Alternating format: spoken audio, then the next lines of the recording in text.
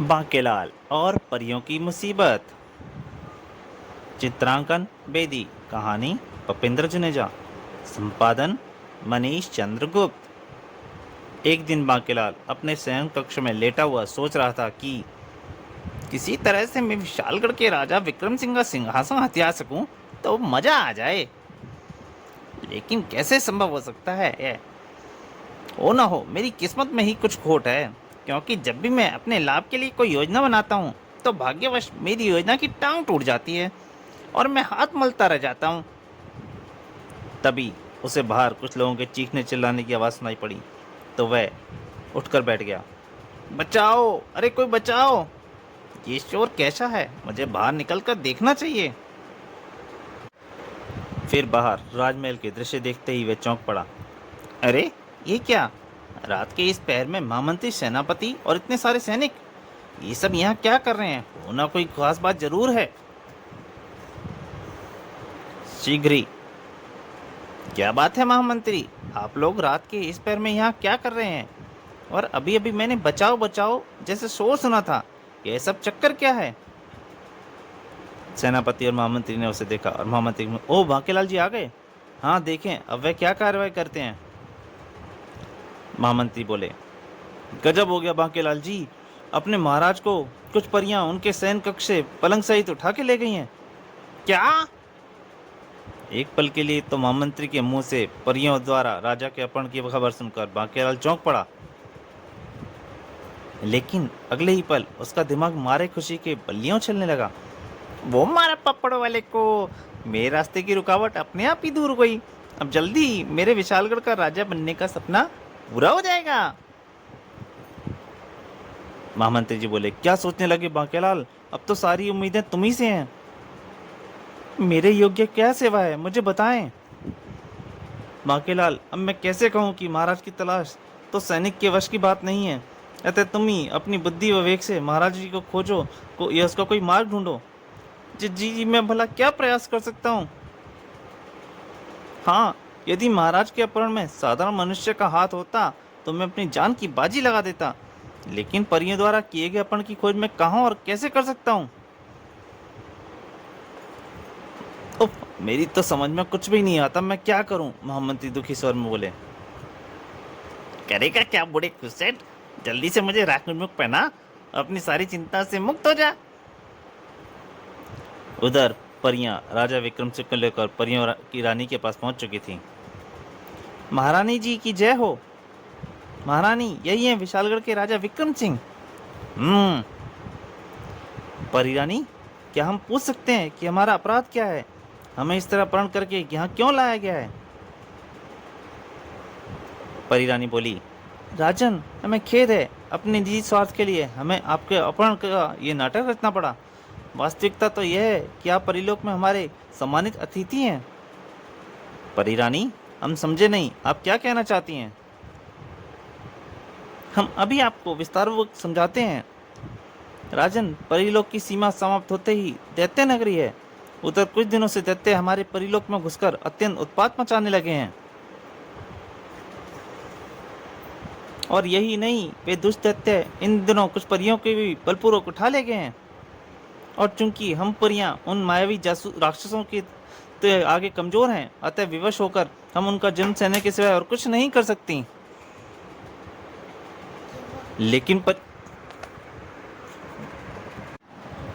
लेकिन परिरानी, आपकी इस दुखद स्थिति का हमारे अपहरण से क्या संबंध है?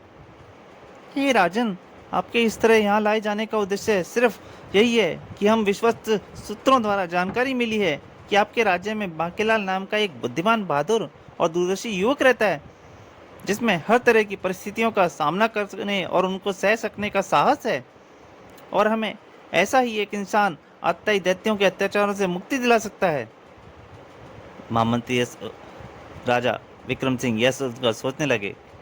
ओह, तो हमारे बांकेलाल के कारनामों की चर्चा परिलोक तक पहुंच चुकी है। वाकई हम खुशनसीब हैं कि हमें बांकेलाल जैसा व्यक्ति हमदर्द के रूप में मिला। उधर महारानी बोली जा रही थी, अतः हमने यही सोचकर आपके अपहरण का नाटक रचा, ताकि हम बांकेलाल को मजबूर कर सकें कि यदि वह आपका भला चाहता है तो हमारी मदद कर सके। ओह, लेकिन आप ये सीधे तरीके से भी तो हमसे मदद के लिए कह सकती थी। तब हमें भय था कि कहीं बांकेलाल बेमतलब में ये मुसीबत मोल ना ले, और हम जानते हैं कि बांकेलाल आपको अपनी जान से ज़्यादा चाहता है। अतः आपको खतरे में देखकर वह किसी भी खतरे से टकराने में नहीं हिचकिचाएगा। राजा विक्रम सिंह सोच में पड़ गए। ठीक है परी रानी, हम आपकी मदद करने को तैयार हैं। आप अपनी योजना बताएं। राजन, हमारी योजना का प्रथम चरण तो पूरा हो चुका है, और अब सुमन परी पृथ्वी लोक जाएगी, और उसके बाद परी रानी राजा विक्रम सिंह को अपनी सारी योजना बनाने लगी। इधर विशालगढ़ राज दरबार में महामंत्री धर्म सिंह बेहद चिंतित थे। उफ, मेरी तो समझ में नहीं आता कि मैं कौन सा कदम उठाऊं जिससे महाराज की कोई खोज खबर मिल सके। वाकई विषय चिंता का है महामंत्री जी। आज बिना राजा के राज सिंहासन कैसा सूना सूना सा लग रहा है, बांकेलाल बोला। हाँ बांकेलाल, यह भी एक चिंता का विषय है कि हम अधिक दिनों तक इस राज सिंहासन को खाली नहीं रख सकते, क्योंकि बिना राजा के राजकीय कार्य सुचारू रूप से नहीं चल सकते। तो महामंत्री जी, जब तक महाराज के विषय में कोई जानकारी नहीं मिलती, तब तक क्यों ना हम बांकेलाल को कार्यवाहक राजा के रूप में विशालगढ़ का राजा बना दें, ताकि राजकार्य व्यवस्थित रूप से चल सके। बोल टेढ़ी टांग वाले की जय। वाह प्यारे लाल, क्या शानदार प्रस्ताव रखा है तूने, बांकेलाल मन ही मन सोचकर खुश हो उठा था। मैं आपकी बात का समर्थन करता हूँ। मेरी नज़र में बांकेलाल से ज़्यादा योग्य और कोई व्यक्ति इस राज दरबार में नहीं। अभी महामंत्री इतना ही बोल पाए थे, तभी कहीं से एक आवाज़ आई, महामंत्री धर्म सिंह। इससे पहले कि महामंत्री बात पूरी कर पाते, दरबार में एक अदृश्य आवाज़ गूंज उठी थी। कौन हो तुम? सामने आकर बात करो। अगले ही पल वहां एक परी प्रकट हुई और बोली, महामंत्री, यदि तुम अपने राजा व राज्य की भलाई चाहते हो तो मेरी बात ध्यान से सुनो। परी? उधर बांकेलाल को गुस्सा आ गया था। उफ, परी की बच्ची, तूने इसी समय टपकना था। अरे कमबख्त, तुझे राज सिंहासन पर तो बैठ जाने देती। हाय रे मेरी किस्मत। उधर मंत्री धर्म सिंह भी गुस्सा हो चुके थे। ओह, तो तुम उन परियों में से एक हो जिन्होंने हमारे महाराज का अपहरण किया है। तुम ठीक समझे महामंत्री। महामंत्री धर्म सिंह तुरंत चिल्ला उठे, सैनिकों, गिरफ्तार कर लो इस दुष्टा को। ठीक उसी समय बांकेलाल के मस्तिष्क में बिजली की तरह एक विचार कौंधा। जो अगर ये परी सैनिकों द्वारा जिद गिरफ्तार हो गई, तो हो सकता है कि राजा विक्रम सिंह का अता पता बता दे, जो कि मेरे हित में नहीं है। तो क्यों ना मैं इसे मार दूं। मन में यह विचार जन्म लेते ही उसने अपनी म्यान से तलवार निकाली और अपनी तलवार उस परी को मारने के लिए फेंक दी। ये ले परी की बच्ची, मर। ठीक उसी समय एक सैनिक ने भी अपना भाला परी की तरफ उछाल दिया था, लेकिन इससे पहले कि सैनिक द्वारा फेंका भाला परी को कोई नुकसान पहुंचा सकता, तभी बांकेलाल द्वारा परी पर फेंकी तलवार भाले से टकराई और उफ, मेरा यह वार भी बेकार गया। परंतु परी ने इसका कुछ गलत ही मतलब समझ लिया था। ओ बाल बाल बची, वरना इस लापरवाही के कारण मेरी जान चली जाती। खबरदार, कोई भी सैनिक इस पर प्राणघातक हमला नहीं करेगा। हमें इसे जीवित पकड़ना है, ताकि हम इससे महाराज के विषय में पूछकर उनकी जानकारी ले सकें। अगर मुझे पता होता कि इस परी को मारने के लिए किसी सैनिक ने भाला फेंका है, तो मैं तलवार क्यों उठ फेंकता। उधर परी रानी भी समझ चुकी थी। लगता है पृथ्वीवासी बिना विवश हुए मेरी कोई बात नहीं सुनेंगे। और अगले ही पल उसने अपनी जादुई छड़ी सीधी की और एक रस्सी ने उन सबको तुरंत बांध दिया। उफ, ये क्या? सब रस्सी से बंध गए थे। ओ, ये कैसा घोर धंधा है? मुझे किसी तरह इस बंधन से बचना चाहिए। बांकेलाल पीछे खड़ा था। उसने तुरंत अपना दिमाग चलाया, लेकिन कैसे? और इससे पहले कि परी की जादुई छड़ी से निकलती रस्सी उसे बांध पाती, वह दो खम्भों के बीच जाकर खड़ा हो गया। हाँ हाँ हाँ मूर्ख परी, तेरा यह बंधन मुझे नहीं बांध पाएगा। और रस्सी दोनों खम्भों के आसपास लिपटती गई। तब जब सब लोग रस्सी में बंध चुके थे, महामंत्री धर्म सिंह, अब जबकि तुम सब लोग विवश हो चुके हो, तो मेरी बात सुनो। अब सब लोग उसकी बात सुनने के लिए विवश थे। तुम्हारे राजा हमारे परिलोक में हमारे बंधक हैं, और यदि तुम लोग अपने राजा का भला चाहते हो, तो मैं तुम्हें अपने राज अतिथि बांकेलाल को हमारी मदद के लिए परिलोक भेजना होगा। मदद? तुम लोग बांकेलाल से क्या मदद चाहते हो? महामंत्री सिंह चौंक के बोले। तभी बांकेलाल उन दो खम्भों के बीच से निकलता हुआ बोला, लेकिन परी जी, मैं भला इस तरह से किस तरह आप परियों की सहायता कर सकता हूँ? और कर सकता हूँ भी तो भला मैं तुम्हारी मदद क्यों करूँगा? मन ही मन बांकेलाल बोला। परंतु परी उसे देख के खुश हो गई थी। वाह, तो तुम हो बांकेलाल, वाकई जैसा हमने सुना था, तुम असाधारण बुद्धिमान हो, वरना मेरे जादुई बंधन से बचना असंभव था। परंतु बांकेलाल बोला, परी जी, आपने मेरे प्रश्न का उत्तर नहीं दिया कि मैं आप लोगों की क्या मदद कर सकता हूँ। बांकेलाल, तुम्हारे इस प्रश्न का उत्तर परी रानी देंगी, जो इसके लिए तुम्हें मेरे साथ परीलोक चलना पड़ेगा। बांकेलाल चौंक कर बोला, परीलोक? लेकिन तुमने यह कैसे सोच लिया कि बांकेलाल को तुम्हारे साथ परीलोक भेजने पर सहमत हो जाएंगे?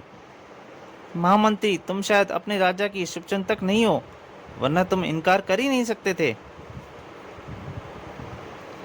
बक्को मत परी, तुम शायद नहीं जानती कि अपने राजा के शुभ के लिए हम सब अपनी जान तक दे सकते हैं। और महामंत्री धर्म सिंह के इतना कहते ही सारे एक साथ बोल उठे, हाँ हाँ हाँ हाँ। यदि तुम लोग अपने राजा की भलाई चाहते होते तो बांकेलाल को अभी से मेरे साथ भेजना होगा। और बांकेलाल बोल रहा था, और मैं अपने शुभ के लिए राजा की जान भी ले सकता हूँ, ही। फिर कुछ देर सोचने के बाद, बांकेलाल, मेरी समझ में तो इस परी की बात मान लेने के अतिरिक्त और कोई रास्ता नहीं है हमारे पास। हाँ बांकेलाल, महाराज के हित को ध्यान में रखते हुए हमें यह खतरा उठाना ही होगा। ठीक है, यदि आप सब लोग भी यदि चाहते हैं तो मैं परिलोक जाऊं तो मैं भी वहां जाने के लिए तैयार हूं। यह सुनकर परी बोली, मन में सोचने लगी, वाह, क्या देशभक्ति की भावना है अपने राजा के लिए, जो मौत में मुंह में जाने के लिए भी बिना हिचकिचा नहीं रहा है। बांकेलाल जी, हमें आपसे ऐसे उत्तर की ही आशा थी। बोलो बांकेलाल की जय। उधर बांकेलाल मन ही मन सोच रहा था, तो मुझे मौत के मुंह में धकेल कर खुशी मना लो, लेकिन इतना याद रखो कि यदि परिलोक में मेरे हाथ अफसर आया तो मैं राजा विक्रम सिंह और उसके संपूर्ण परिलोक की खाट खड़ी करने में भी नहीं हिचकूंगा। उधर सुमन परी ने अपनी जादुई छड़ी का रुख जमीन की ओर किया तो तुरंत ही वहां एक सफेद हंस प्रकट हो गया। बांकेलाल, तुम इस हंस पर बैठ जाओ, यह तुम्हें मेरे साथ परिलोक ले चलेगा। जी जी जी। और फिर देखते ही देखते बांकेलाल उस हंस पर बैठ गया और परी उसे बांकेलाल को लेकर परिलोक की तरफ चल पड़ी। हमारी शुभकामनाएं तुम्हारे साथ है बांकेलाल, ईश्वर करे तुम शीघ्र ही महाराज के साथ सकुशल वापस लौटो। और फिर बांकेलाल सुमन परी जैसे ही परिलोक के सीमा प्रविष्ट होने वाले थे तभी, अरे ये क्या, परिलोक में भला पृथ्वी मानव का क्या काम? मुझे तुरंत ही यह सूचना दैत्यराज को देनी चाहिए। उसे किसी दैत्य ने देख लिया था। इधर परिलोक पहुंचने पर बांकेलाल को भी परी रानी के दरबार में पेश किया गया। महारानी की जय हो, मैं बांकेलाल को अपने साथ लाने में सफल रही हूँ। तो बांकेलाल, तुम जान ही चुके हो कि तुम्हारे महाराज इस समय हमारे बंदी हैं, और यदि तुम उनका भला चाहते हो तो तुम्हें हमारी मदद करनी होगी। अब बांकेलाल मन ही मन सोचने लगा, मूर्ख परी, वक्त आने दे, फिर मैं तेरी और राजा विक्रम सिंह की ऐसी खाट खड़ी करूंगा कि तू भी याद करेगी किसी बांकेलाल से पाला पड़ा था। और फिर परी रानी ने बांकेलाल को परिलोक लाने का प्रयोजन बता दिया। सुनते ही बांकेलाल के होश फाख्ता हो गए। बुरे फंसे बेटा बांकेलाल, ये परियां तुझे दैत्यों के हाथ मरवाने परिलोक लाई हैं। बांकेलाल तुरंत बोला, लेकिन परी रानी, मैंने तो सुना है दैत्य बड़े शक्तिशाली व मायावी होते हैं, फिर भला मैं एक साधारण इंसान उन दैत्यों से आपकी रक्षा कैसे कर सकता हूँ? बांकेलाल, हमने तुम्हारी बुद्धि और विवेक की जो चर्चा सुनी है उसके अनुसार तुम्हारे लिए कोई कार्य भी असंभव नहीं है। अब आप आराम कीजिए, बाद में परी कुमारी मीना आपको परिलोक की सैर कराएंगी। उधर तुरंत ही वह दैत्य दैत्यराज के पास पहुंच चुका था जिसने बांकेलाल और परी को परिलोक में घुसते देखा था। दैत्यराज की जय हो, पृथ्वी के एक मानव ने अभी अभी एक परी के साथ परलोक में प्रवेश किया है। दैत्यराज यह सुनकर चीख पड़ा था, लगभग क्या? इसमें दैत्यराज एकाएक बुरी तरह चौंक उठा था। सेनापति, मुझे कुछ गड़बड़ लगती है, तुम कुछ सैनिकों सहित परिलोक चलने की तैयारी करो, मैं भी तुम लोगों के साथ चलूंगा। जो आज्ञा महाराज। इधर परी कुमारी मीना बांकेलाल को परिलोक के विभिन्न रमणीक स्थलों की सैर करा रही थी। बांकेलाल जी, यह है परिलोक का सबसे सुंदर और ऊंचा महल, यहाँ। वाह, अति सुंदर। बांकेलाल जी, ये हम परियों की आराध्य देवी हैं। एक मूर्ति की तरफ इशारा करते हुए परी मीना बोली। अरे, इस प्रतिमा की तीसरी आंख में तो चमक असाधारण है। और बांकेलाल के दिमाग में तुरंत ही एक विचार आया। लगता है परियों की आराध्य देवी की प्रतिमा की तीसरी आंख किसी बहुमूल्य हीरे की है। अगर किसी प्रकार में तीसरी आंख निकाल सकूं तो पृथ्वीलोक में मुझे इसकी अच्छी कीमत मिल सकती है। किस सोच में डूब गए बांकेलाल जी? आइए आगे चलें। हाँ हाँ, चलो। फिर कुछ आगे बढ़ने पर, बांकेलाल जी, ये है हमारी पृथ्वीलोक की सीमा, आगे दैत्य नगरी है। तभी एकाएक परिकुमारी मीना चौंक पड़ी। बांकेलाल जी, खतरा! वह देखो, राक्षस सेना हमारी तरफ बढ़ रही है, भागो! अब बांकेलाल के होश फाख्ता हो गए थे। हे भगवान, किसी तरह इसी मुसीबत से पीछा छूट जाए, मैं जान बचाकर पृथ्वीलोक की तरफ भाग लूंगा। लेकिन शीघ्र ही राक्षस सेना ने उन्हें घेर लिया। हे मानव, इससे पहले हम तेरी गर्दन धड़ से अलग कर दें, बता तू परीलोक क्यों आया है? अब क्या होगा, परी कुमारी मीना सोच रही थी। और इधर बांकेलाल, अब जबकि मैं चारों ओर से मौत से घिरी चुका हूँ, क्यों मैं हिम्मत थोड़ी सी हिम्मत से काम लूँ? और बांकेलाल ने हिम्मत करके कह ही दिया, मैं तुम्हारा खात्मा करने के लिए पृथ्वीलोक से यहाँ आया हूँ। तुच्छ मानव, तेरी ये मजाल, मैं अभी तेरे टुकड़े टुकड़े करता हूँ। अगले ही पल उसने तलवार से बांकेलाल पर वार कर दिया। ये ले! अरे बाप रे! बांकेलाल तुरंत नीचे झुक गया और सेनापति का वार बचा लिया। चूंकि दैत्य सेनापति द्वारा वार पूरी शक्ति से किया गया था, अतः वार खाली जाते देख उसे अपना संतुलन खोया और अपने वाहन से नीचे गिर पड़ा।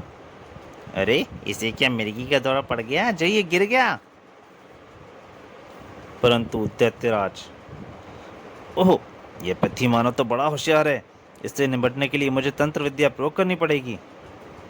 अगले पल दैत्यराज की आंखों से दो चमकदार किरणें निकली। बच्चों, बांकेलाल जी!